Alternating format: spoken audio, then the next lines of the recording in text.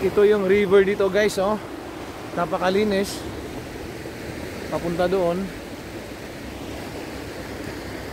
Pagdating ng winter, frozen lahat yan.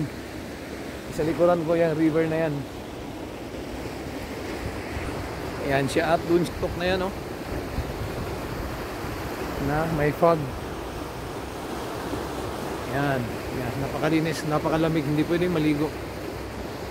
Hindi pwedeng maligo guys dahil malamig.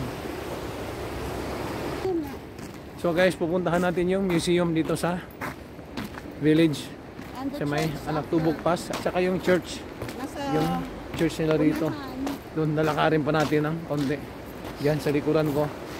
Akyatin natin yan at silipin natin yung museum dito at yung church ng village. Okay. Napakandang tanawin. Yan sa harap ko. Yan, oh.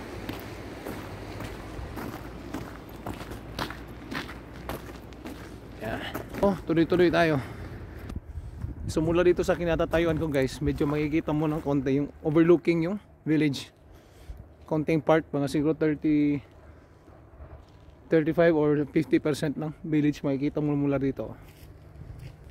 Ayan. Mga kabahayan, oh. Hanggang doon. May mga bahay pa yan doon sa unahan.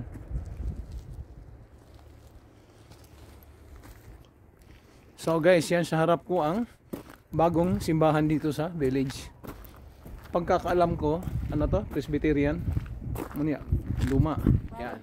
Yeah. Yeah, probably. Oh. The old building. Yan. Ito yung newer building. Ito yung luma. Probably. Yes, ito yung bagong simbahan nila rito. Yeah. Hindi ako sigurado sa kuan dito. Sa simbahan na to, hindi ako sure, pero ito yung simbahan nila rito. At view dito guys, papakita ko sa inyo, napakaganda ng view sa gilid, oh. Yan. Yan, oh. Mula sa kinatatayuan ko dito sa simbahan nila, yan ang view, oh. Yan.